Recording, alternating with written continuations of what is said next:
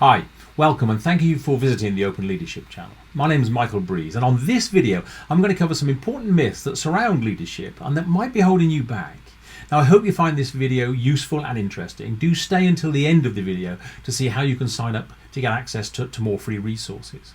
And if you haven't subscribed to this channel yet, really helps me if you could do so. It makes it much easier for me to carry on producing free resources to help you.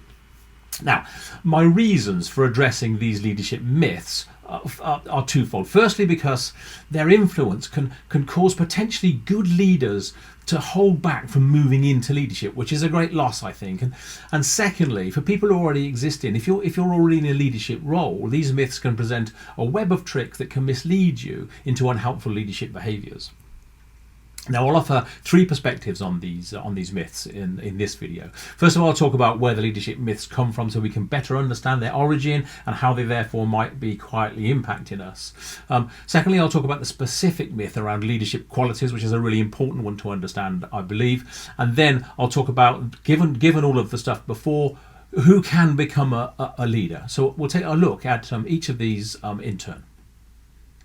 Let's start by looking at where the leadership myths came from. Traditionally, if we go back just a few generations, at least in the English-speaking or Western world, but in many cultures around the world generally, leadership was largely the inheritance of a small subsection of society. So for many generations, our common history was dominated by white male leaders who came from a narrow aristocratic class.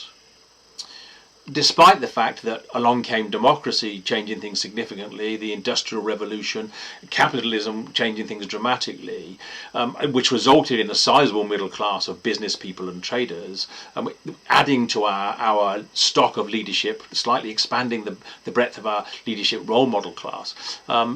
Frankly, because of the elitist behaviours of these groups, the inequality in educational opportunities and out-and-out discrimination, the dominance of white male leaders from a limited range of settings was largely maintained.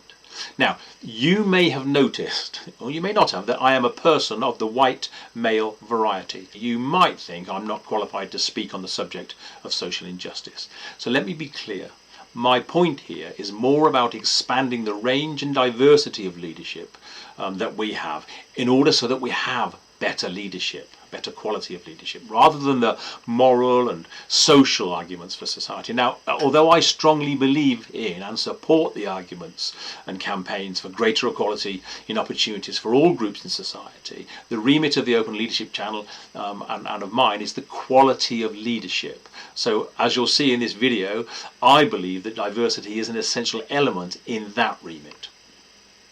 Now, why do I say this, and why is it important? I say this because this narrow group of role models of leadership carry with it a bias towards certain types of leadership behaviours and traits. So the decisive, commanding, ambitious leader, perhaps classically educated, often with inherited wealth, probably seem to have an easy relationship with their right to lead others, and perhaps even believe that those beneath them should be happy to be given orders by them, whether their own superior status was from their social background, their education, or simply by virtue of their personal wealth. Now, let me just be clear. I'm not saying that none of these leaders, none of the traditional role model type leaders were ever any good or are any good. Far from it. Nor am I saying that they all were or are badly motivated or selfish people. But history is full of examples of great leaders. That's clear enough. But what I am saying is two important things. Firstly, that these traditional role models, these traditional approaches to leadership, are not necessarily the sort of leadership that organisations need in every situation today, or increasingly perhaps in fewer situations today.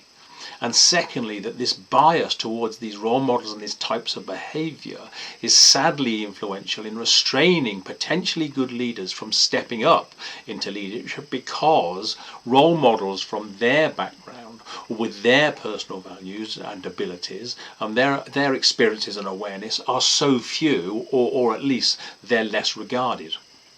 So that's the area of where, the exploration of where these myths came from, and why they're quite pervasive, perhaps in our minds. Let's move on now and look at the specific myth of leadership qualities. Now, I really don't like the phrase leadership qualities. Why? Because it's a phrase that so often seems to amplify and reinforce the myth of where leadership can come from. The myth of leadership approaches, styles and inheritance. The very phrase and the way that it's commonly used implies that these qualities are part of a leader's DNA. They're hardwired into them.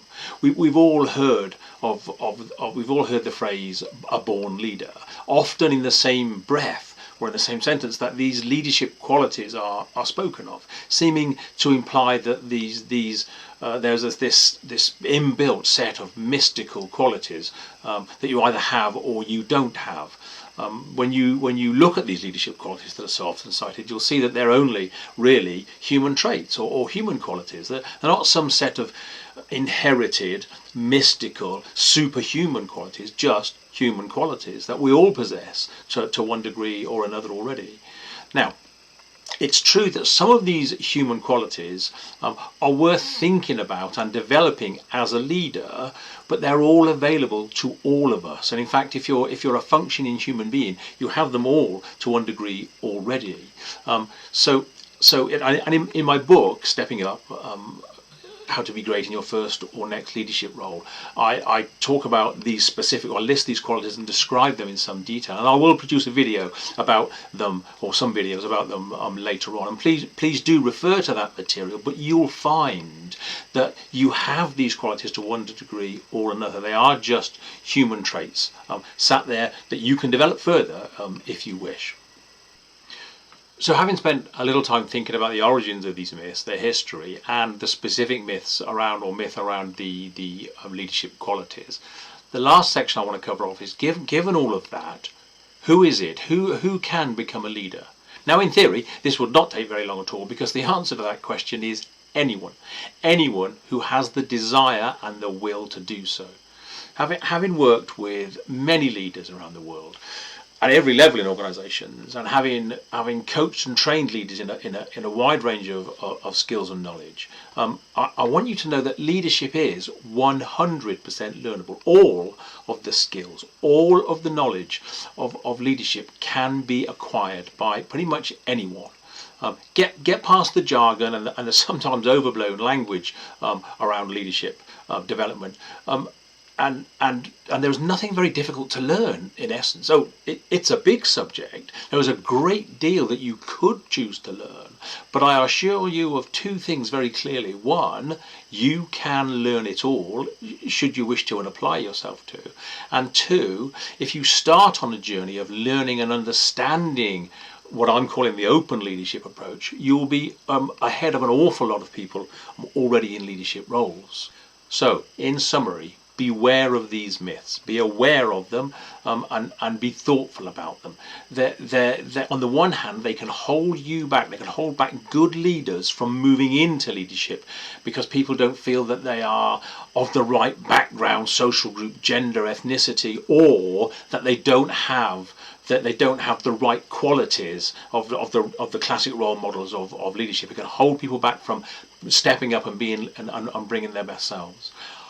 On the other hand, if you're already in a leadership role, these myths can fool people to behave as though they had these qualities and were from the right background. In other words, they try to follow the old role models for lack of better examples, because these parts of these leadership myths can sit deep in our unconscious and influence us quietly without our conscious awareness. Now, I believe that organisations need to encourage potential leaders from every part of society to step up, to bring their best selves, to bring their alternative perspectives and awareness from their personal experiences, from their part of society, from their background, and to contribute as leaders and influencers. Now, being aware of these myths is important if we're going to achieve that.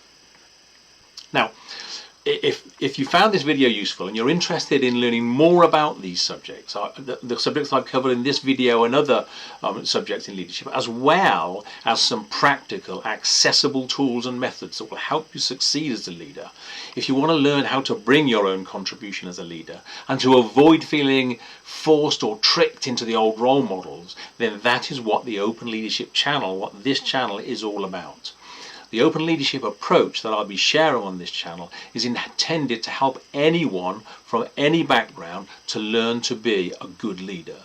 The approach, the open leadership approach, is low ego, it's collaborative and engaging, and as such is a safe, effective and creative route to good leadership that anyone can follow. And as you will hear me say on other videos and talks that I've done, it is also a truly joyful and exciting way to work with your people. So if all of this sounds like it might be helpful and useful to you, please do remember to subscribe to the channel. It really will make things much easier for me to carry on making free resources for your access, and also set that reminder bell to keep up to date as we explore more vital aspects of leadership in the coming weeks and months. Also, I mentioned how you can access some more free resources apart from this channel to help you with your leadership journey. Do go and sign up at openleadershipbase.com. That's openleadershipbase.com. The link is in the video description. You'll find it there. And now there you'll find an excerpt from my book about these leadership myths and other free resources as well, if you go and sign up at that and join the community at that site. That's all for this video. Thank you for watching and see you next time.